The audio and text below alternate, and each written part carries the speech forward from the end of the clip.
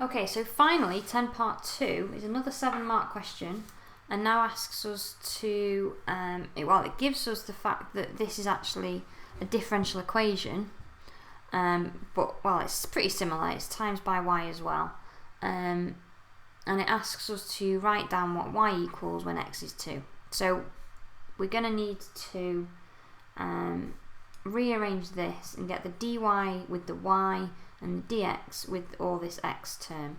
So the first thing I'm going to do is divide by y so that I have got 1 over y on this side.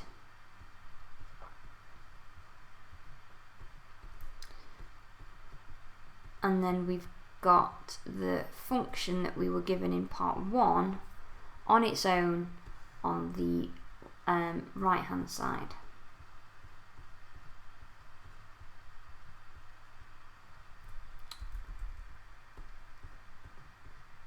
Okay, we can now times by dx so that it appears up here. And then once we're at that stage where we've got a y expression with our dy and an x expression with our dx, we can integrate both sides. So when we integrate the left hand side, we're going to get ln y. When we integrate the right hand side, well, we're not going to integrate the right hand side the way it looks. We're going to integrate what we've found from part 1. That's why they asked us part 1.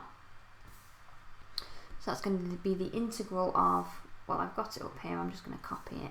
In fact, I copied it earlier, so I'll just pop it in there. Oops. So all of this dx. So what do we get when we integrate these terms? We're going to get some ln's. So we've got the natural log of y is equal to 2 times the natural log of x plus 1. So what I'm doing here is I'm pretending this is an x term. 2 over x would integrate to 2 ln x. But because this is linear, we can then just divide by, because we're integrating, divide by the coefficient of x in this linear expression. That's just 1, so we're not going to need to divide by 1 because it's not going to have any effect. This one's slightly different. That's going to give us, if I write it as a negative power, that's going to give us something different when we integrate. This isn't going to give us a natural log. We're going to use the add 1 to the power, divide by the new power rule. So we're going to add 1 to the power,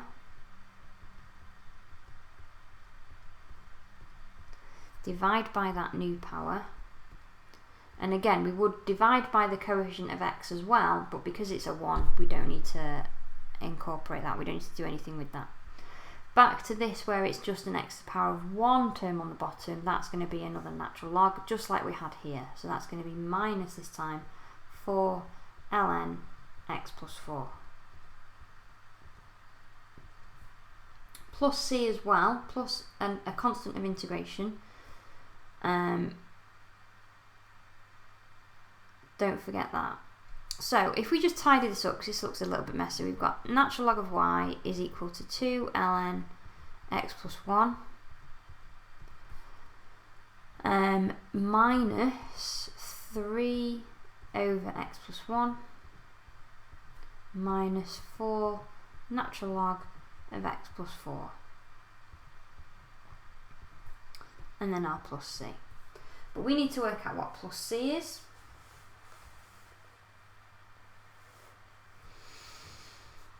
And to do that, we're going to use the fact that when x is 0, when x is 0, y is equal to 1 over 256. So when x equals 0, y is equal to 1 over 256. So we can substitute that in. So natural log of 1 over 256 is the same as, actually, that's the same as 256 to the negative 1. And with logs, we can move that power to the front. So I'm going to write that as minus 256, minus natural log of 256. They're equivalent. natural log of 1 over 256 is the same as minus natural log of 256. Check it on your calculator if you're not sure, but hopefully I've explained that well enough. Substituting x equals 0 then on the right hand side, we're going to get 2 ln 1, which is 0.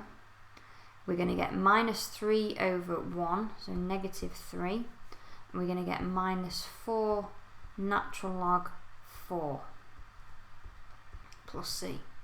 If we do the opposite here, if we bring this power up, so we've got 4 to the power of 4, again, check it on your calculator, but magically that's 256. Not a coincidence. Because those natural log 256's cancel out, and we are left with 0 equals c minus 3. So in other words, the constant of integration was 3.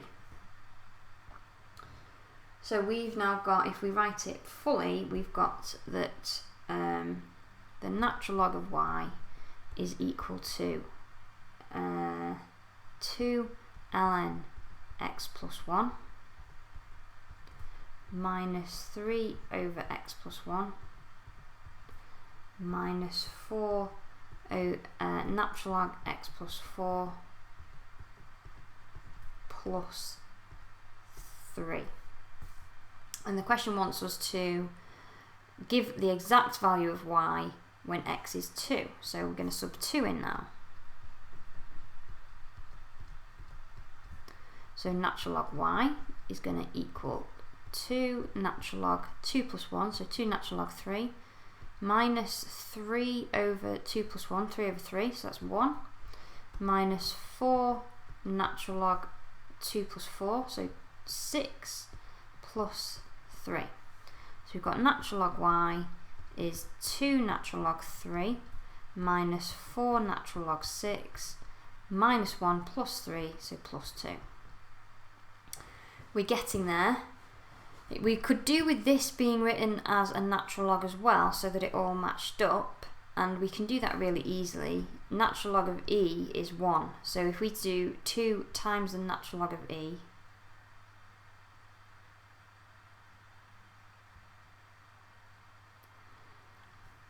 we are going to get, if we just stick a natural log of e on the end there, that's still going to be equal to 2.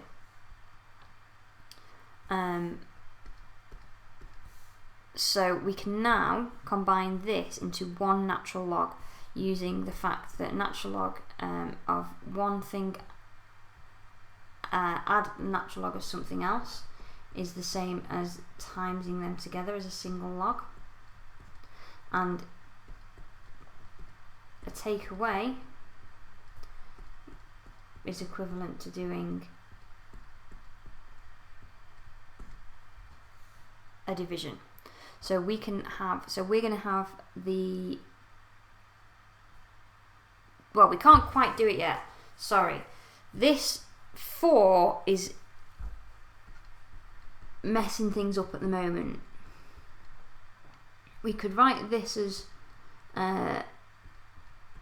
2 natural log e, so, but then this minus, this 4 natural log 6 is the same as 2 times 2 natural log 6. So if I take one of these 2's up, so that I've still got a 2 as a coefficient to match up with the others, I can write that as 2 natural log 6 squared, so 36.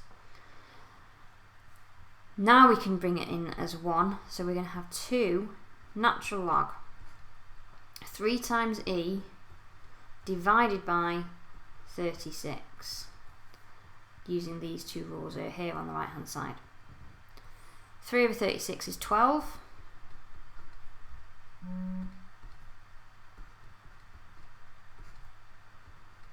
Or a 12th. So that's e over 12. And we can bring the 2 up as a power again. So we're going to have natural log of y is equal to the natural log of e squared over 144. And because we've got natural log y equals natural log of something else, then the y is equal to that something else, so e squared over 144. It asked us to write our answer in the form a e to the n. So just to be safe, we should probably write this as a fraction rather than as a coefficient. So that's 1 over 144 e to the power of 2.